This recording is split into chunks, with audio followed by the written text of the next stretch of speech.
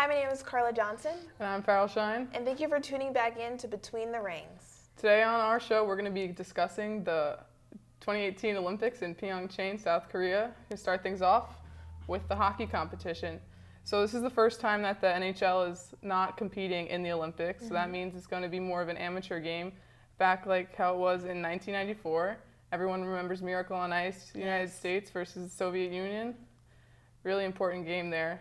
But since there's going to be no notable NHL players this year, we're going to be missing guys like Kevin Shattenkirk, Derek Stepan, Brian Callahan. And on the Canadian side of things, we'll be missing guys like Sidney Crosby, Shea Weber, Jonathan Toews, and PK Subban. When we look at the United States roster, we have more NCAA players and players from other leagues like the KHL, the AHL, and so what. So from the NCAA, University of Denver player Troy Terry, and from the Harvard University, Ryan Donato. So those guys are probably going to have, there's high expectations for those guys this year. It's going to be an interesting game. What are your medal predictions for the hockey competition? I really think America has a strong chance of going in strong, as I feel like we have in the previous years. So I really think we can take it home. Yeah, I think Canada and Sweden are also going to be really good contenders for the competition this year.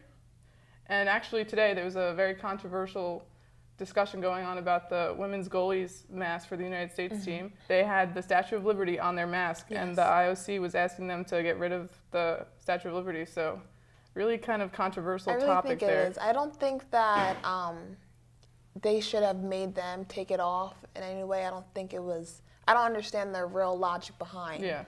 I think it was like harmless. And it's more of like a freedom of speech freedom of kind speech, of thing. yeah, exactly. Yeah, so how about figure skating?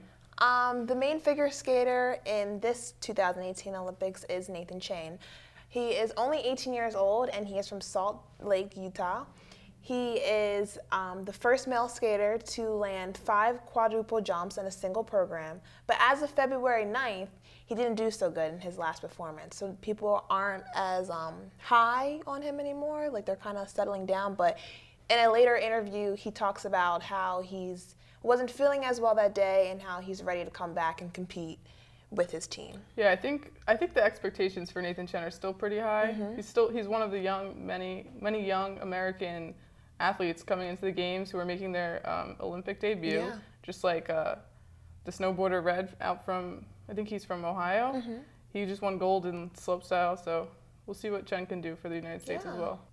Steering away from the United States figure skaters, we could take a look at Yuzuru Hanyu, who's the reigning gold medalist from Japan. Expectations are high for him as well. What do you think he'll bring to this competition? I think he'll bring his drive and dedication. I think it would be a great competition for Nathan Chen, and we'll see how it goes. Yeah, so to wrap things up, how do you think other countries will fall in the total medal count?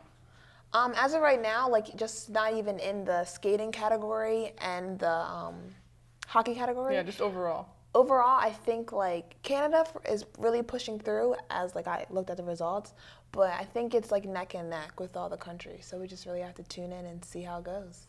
Yeah, I really feel like the United States, Canada, Switzerland, some of the countries that bring a lot of competitors to the Olympics will have better chances at winning medals due to the fact that they have more competitors, but it should be a good Olympic Games, and we'll see where it goes from there. Yes.